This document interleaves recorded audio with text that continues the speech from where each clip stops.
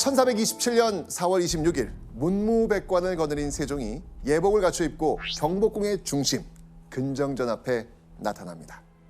이 근정전은요, 조선시대 국가의 중대한 의식을 치르던 건물이었습니다. 그런데 세종이 예복을 입고 근정전으로 나왔다. 이게 어떤 의미겠습니까? 특별 행사. 특별 행사. 특별. 그렇죠. 맞습니다. 이날 국가의 큰 경사가 있었다는 이야기죠. 이날의 경사는 바로 딴딴따단, 딴딴따단. 네, 왕실의 결혼. 이 결혼식의 주인공은 바로 귀한 맏아들이자 적장자인 문종이었습니다. 자, 이 세종은요, 세자빈을 맞이하러 가는 세자에게 덕담과 훈계를 하기 위해 근정전에 나왔던 겁니다.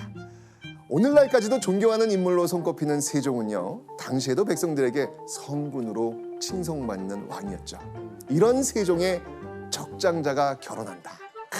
이 뭐 그야말로 정말 나라의 경사 아니겠습니까? 경사죠, 경사. 그런데 이 결혼이 굉장히 의미 있는 또 다른 이유가 있습니다. 오. 이 중에서 적장자 왕은 누구일까요? 없나? 한 명도 없어요.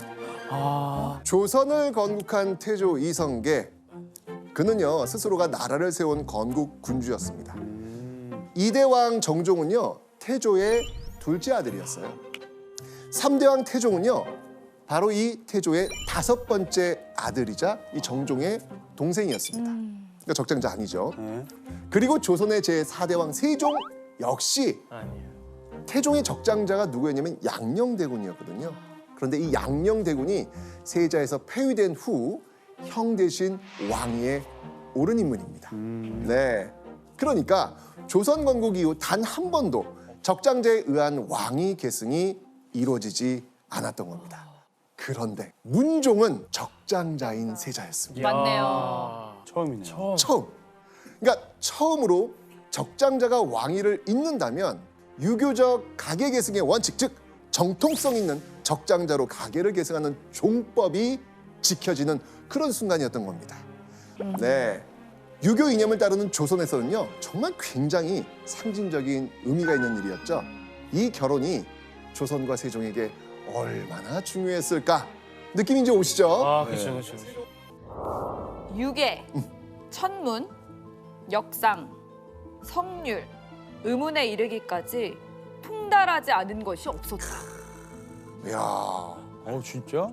자, 유계는요 유학교육에서 다루는 6가지 기초 교양을 말합니다. 예절, 음악, 활쏘기, 말타기, 서예, 수학을 가리킵니다. 또 이 천문과 역상은요 조선시대 과학을 의미하는 천문학에 해당하고요. 성률과 의문은 언어학을 뜻합니다. 그러니까 요즘 말로 표현하면 공부부터 예체능까지 그러니까. 못하는 게 없다. 그래요? 게다가 문종은요 네. 잘생기기까지 했습니다. 이런 아이를 뭐라 그럽니까? 엄친아. 아, 그렇죠. 엄친아.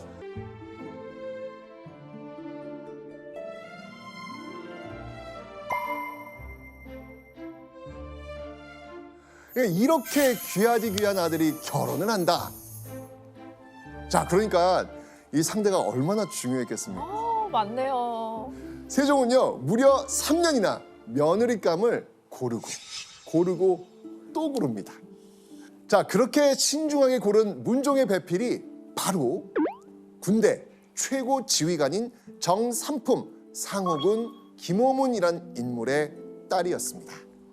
자, 그녀는요 세자인 문종과 결혼하면서 세자빈이 되었고요. 세종에게 휘빈이라는 호를 받아서 휘빈 김씨라고 불리게 됩니다.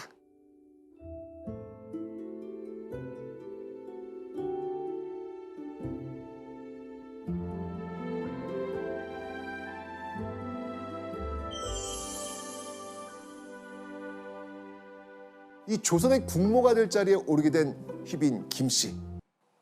그런데 말입니다. 그녀의 결혼 생활은 불과 2년여 만에 바탕나고 맙니다.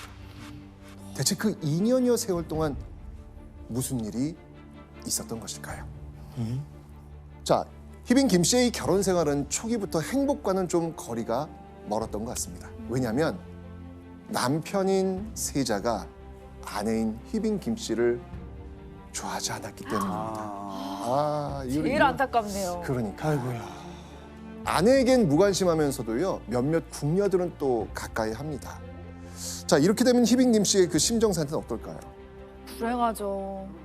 그런데 세자 문종과의 그 부부 사이가 좋지 않더라도 만약 빨리 자식을 낳았다면 아마도 그 희빈 김 씨의 지위는 안정될 수 있었을 것입니다. 그런데 이 희빈 김 씨에게는 자식을 낳을 기회마저도 없었습니다. 당시 관행으로 대체로 이 성년으로 간주하는 15살 봄에 합방을 합니다. 희빈 김 씨와 결혼할 당시 문종의 나이는요 15살이 아니라 14살이었습니다. 아직 1살 부족한 거예요.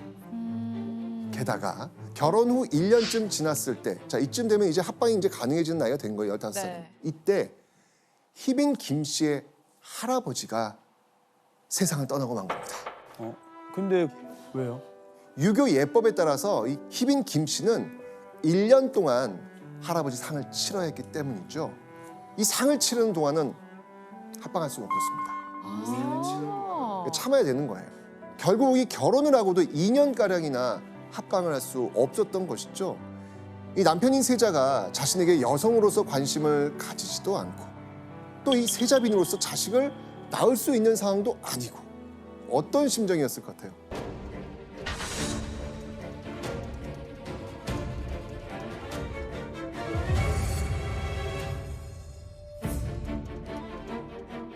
아유. 자, 이 초조한 마음을 견디지 못한 이 희빈 김 씨는요 누군가에게 은밀히 도움을 청합니다. 그녀가 도움을 청한 인물은요 호초라는 이름의 궁녀였습니다. 이 궁녀 호초는요 양반과 첩의 딸이었는데요. 희빈 김 씨가 알고 싶어했던 건요 바로 세자의 사랑을 얻을 수 있는 비술이었습니다. 희빈 김 씨는요 어머니가 첩인 호초라면 뭔가 민간에 떠도는 그 남자의 사랑을 독차지하는 그런 첩들의 비법 요거 알고 있지 않을까 이렇게 생각했던 것 같아요. 이런 비술을 이렇게 표현합니다. 압승술. 압승술. 압승술. 예, 압승술. 압은 뭐냐면 누를 압자예요. 예. 승은 이길 승, 술은 제주술. 그러니까 쉽게 말하면 남편이 좋아하는 다른 여인의 길을 눌러가지고 이 자신이 사랑 싸움에서 이기는 수법. 그럼 이 압승술, 이 비술 써가지고 궁녀들을 누르고 나를 좋아하도록 만드는 요 비술, 요거를 지금 원했던 거죠. 그래서 희빈 김 씨는요 세자빈이 절대 하면 안 될 비술에 손대게 됩니다. 호초는요 희빈 김 씨에게 조용히 비술을 알려줍니다. 뭐지? 무언가를 태워서 그 죄를 술에 타서 세자가 마시게 하면 세자의 사랑을 얻을 수 있다는 겁니다. 여기서 문제 갑니다. 호초가 알려준 비술의 재료, 아까 무언가를 태운다 그랬죠? 네. 자, 그 무언가, 그 재료는 무엇이었을까요? 세자가 좋아하는 여자의 신발. 호초가 이렇게 말합니다. 남자가 좋아하는 여성의 신발을 잘라서 불에 태워 가루를 만든 다음 요걸 술에 타서 남자에게 마시게 하면 내가 사랑을 받게 되고 그 여자는 멀어지게 됩니다. 희빈 김 씨는요 그 방법을 바로 행동에 옮깁니다. 당시 문종이 가까이 지내던 이 두 궁녀 효동과 덕금이라는 두 인물을 콕 집어서 그 신발로 실행할 것을 권합니다. 자, 그래서 이 희빈 김 씨는요 이 비법을 써보기 위해 틈틈이 기회를 엿봤죠. 결과는 어땠을까요? 결과? 이게 아니, 결론은 실패. 실패. 세 번이나 시도를 했는데 끝내 문종에게 이 비술을 쓰는 데는 실패하고 맙니다. 쉽지 않죠, 이게. 아니, 아, 안쓰러워요, 진짜. 사실. 안쓰러워. 맞아요. 마음을 얻기 위해서 이렇게 노력하는데. 그렇죠. 아, 자, 이게 안 되니까 다시 호초를 불러드립니다. 그리고 또 다른 방법을 물어보죠.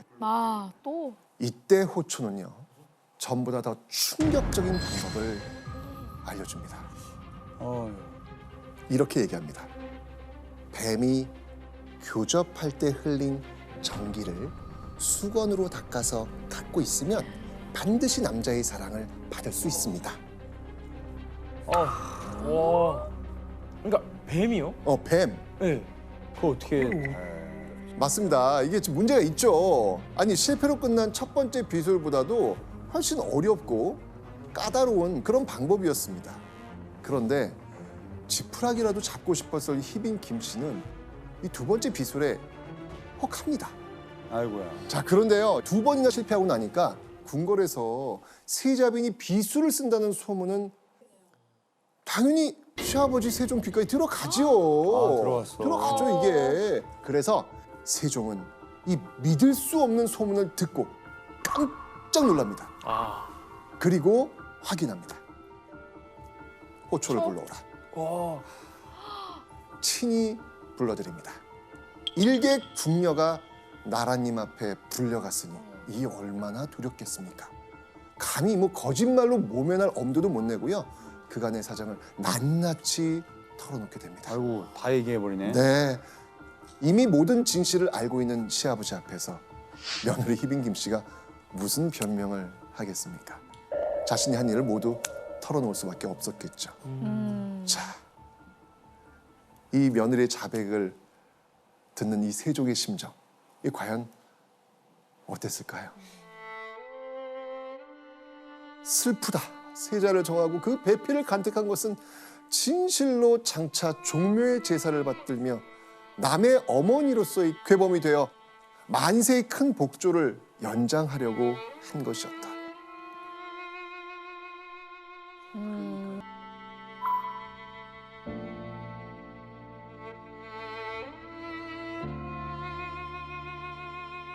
얼마나 가슴이 아팠겠어요. 게다가 며느리 희빈 김 씨의 일이 이 세종에게 특히 더 충격적으로 다가온 이유가 있습니다. 그게 뭐냐면요. 삼강행실도. 이 삼강행실도를 편찬했습니다. 이 세종은요. 조선 초기 백성들에게 이 유교적인 윤리를 보급하기 위해서 정말 끊임없이 노력했던 그런 왕이거든요. 글을 모르는 백성들까지도 쉽게 배울 수 있도록 그림으로 만들어진 책이었습니다.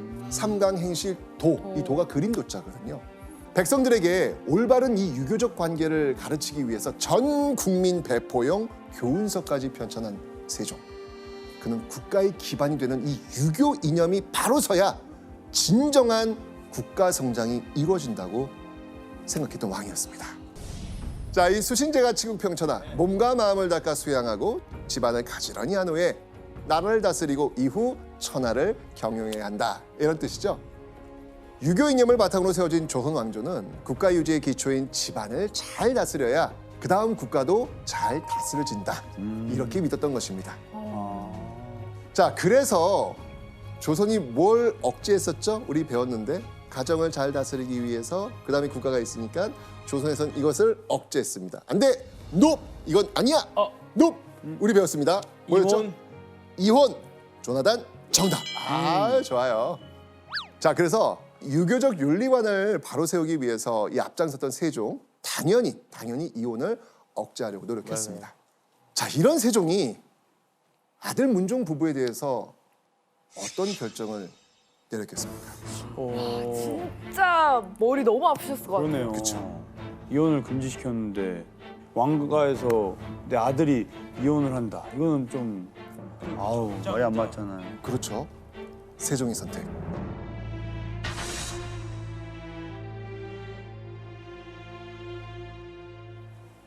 이혼. 우와. 말이 이혼입니다. 돼요 이게? 시아버지 세종은요, 희빈 김 씨를 서인으로 강등시키고요, 친정으로 돌려 보냅니다.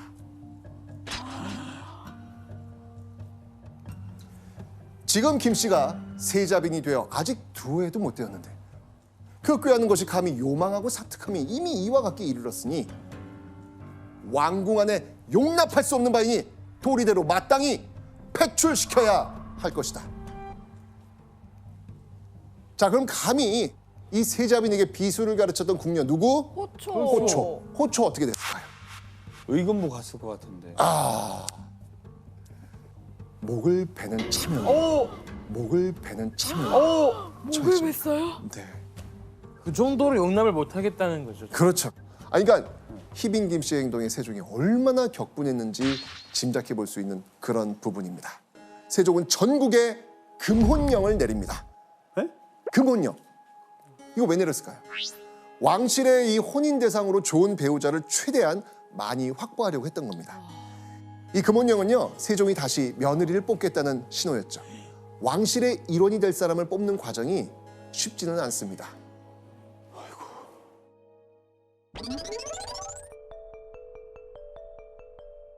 며느리 뽑는 과정, 왕실에서. 이 과정을 뭐라고 하는지 아세요? 보여드리겠습니다. 바로 삼간택. 삼간택.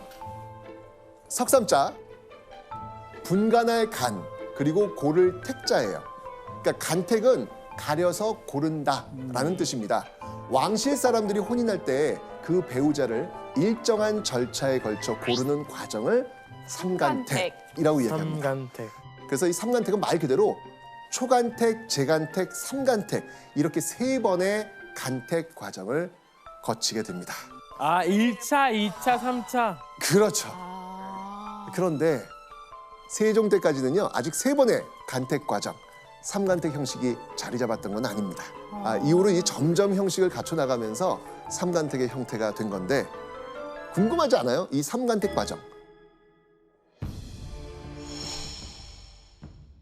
우선요 삼간택이 본격적으로 이루어지기 전에 가장 먼저 국혼이 있을 거라는 사실을 전국에 알리고 아까 말한 금혼령을 내립니다. 금원령이요!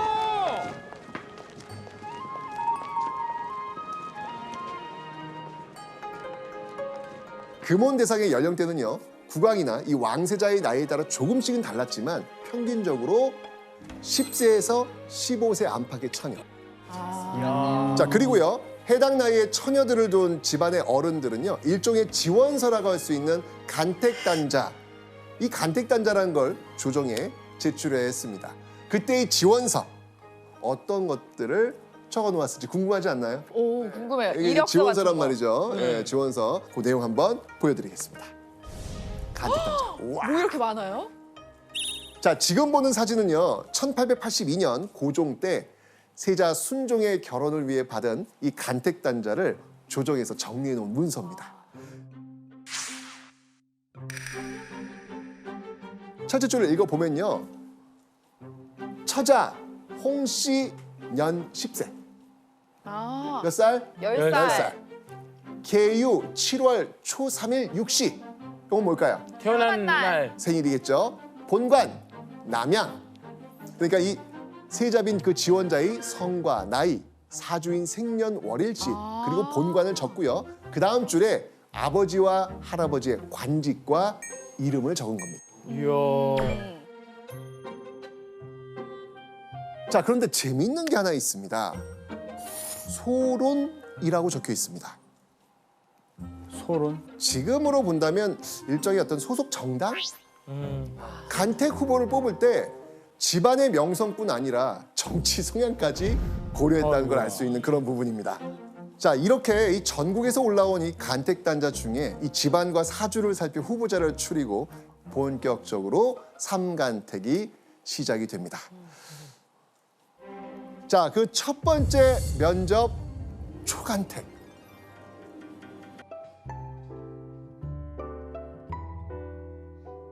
오, 나다. 위에 좋은데요? 색깔이 똑같아. 위에 색깔 똑같아요.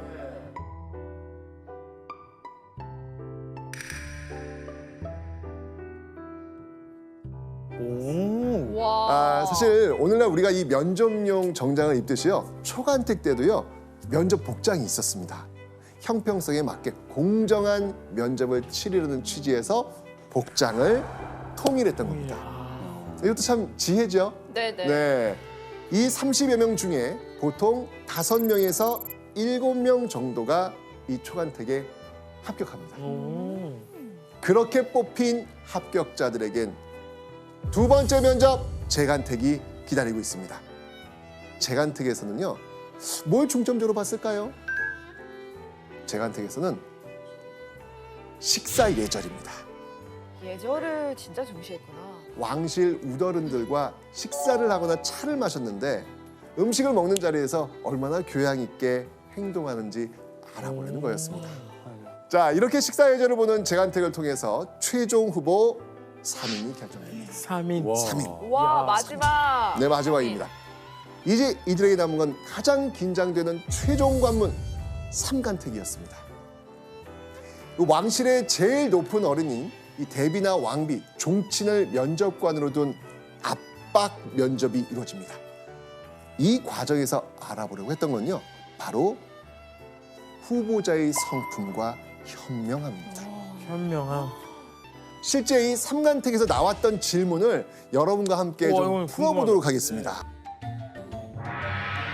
세상에서 가장 깊은 것이 무엇이냐? 세상에서 가장 깊은 것이 무엇이냐? 라는 질문에 한 후보자가 먼저 대답합니다.